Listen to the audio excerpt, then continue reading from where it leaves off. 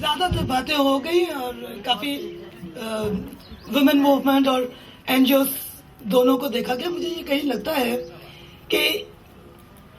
Women movement اگر ہم پاکستان میں اگر ویب سے دیکھیں, ویسے تو بہت پرانی ہسٹری ہے, کہیں سے کہیں آپ جا سکتے ہیں, میں ذرا ریسنٹ ہسٹری میں آنا چاہ رہی ہوں, وہیں سے این جی اوز نکلے. اب موومنٹ جو ہے وہ اس کا پولیٹیکل ایجنڈا ہوتا ہے, وہ سیاسی ایجنڈا ہوتا ہے, اور این جی او جو ہے وہ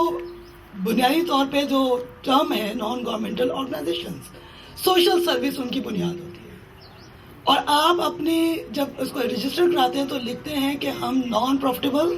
نان پولیٹیکل آرگنائزیشن ہیں. لوگ وہ تھے جو پولیٹیکل تھے, جو موومنٹ سے آئے,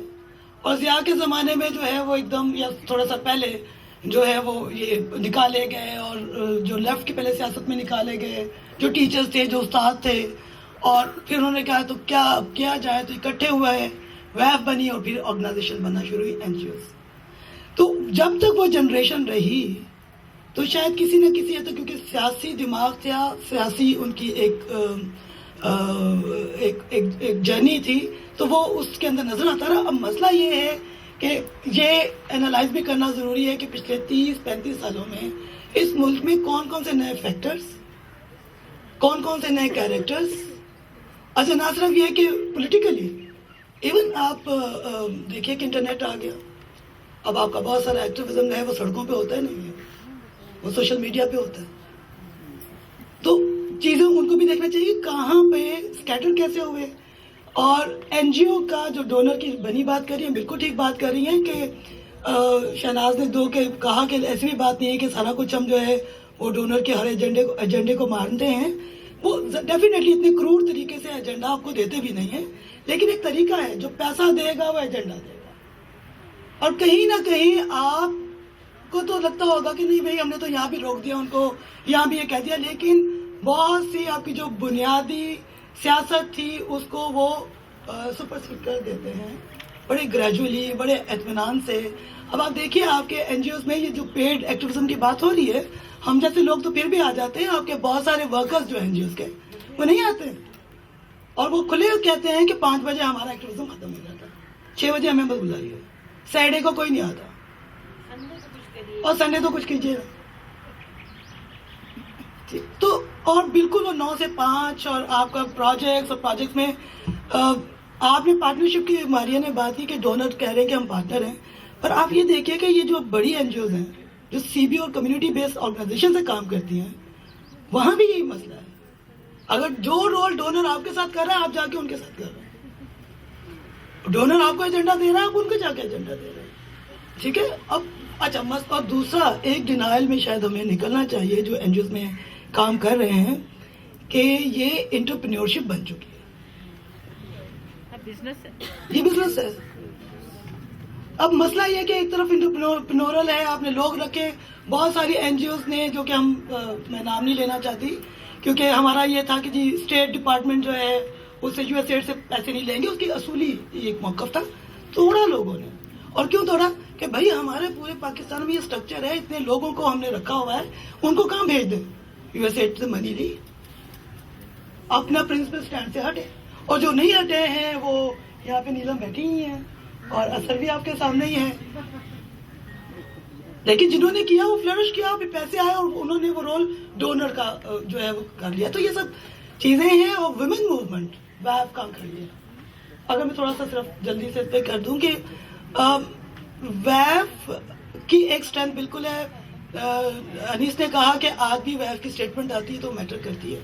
اور بالکل کرتی ہے. لیکن مسئلہ یہ کہ جو ویب کے ہمارے جو ممبرز ہیں, ظاہر ہے زندگی کے ساتھ آہستہ آہستہ لوگ اپنی عمر بھی پوری کرتے ہیں, گزر بھی جاتے ہیں, بہت ساری چل بسی,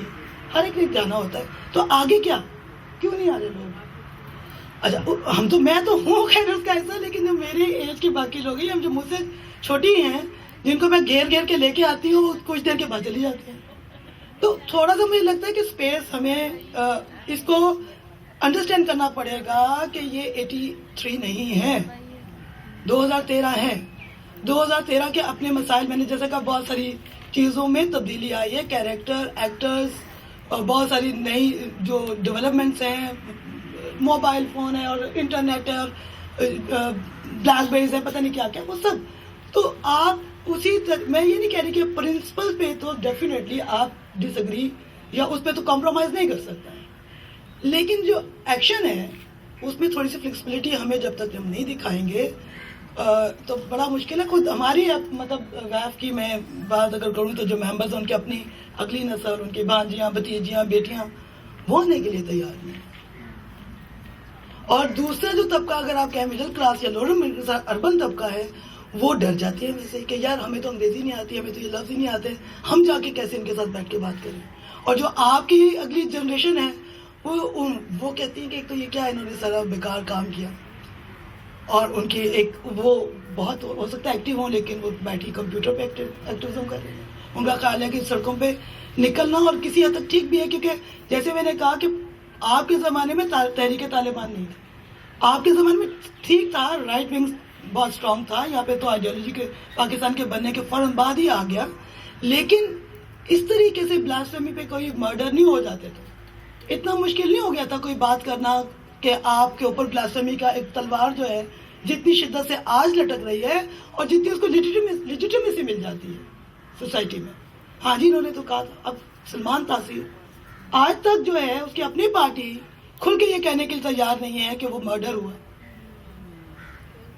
شاعری رحمان نے اگر بات کی تو ابھی تک ان کے اوپر بلاسفیمی کا پرچہ آج بھی آپ کی عدالتوں میں موجود ہے، یعنی وہ تلوار اس کے سر پہ آج بھی لٹک رہی ہے. تو یہ سب چیزوں کو بھی دیکھنے کی، اور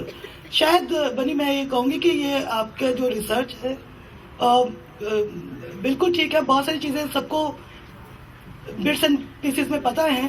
اور مزید انالیسس کرنے کی بھی ضرورت ہے کہ کیوں ہم ملانا چاہ رہے ہیں این جی اوز اور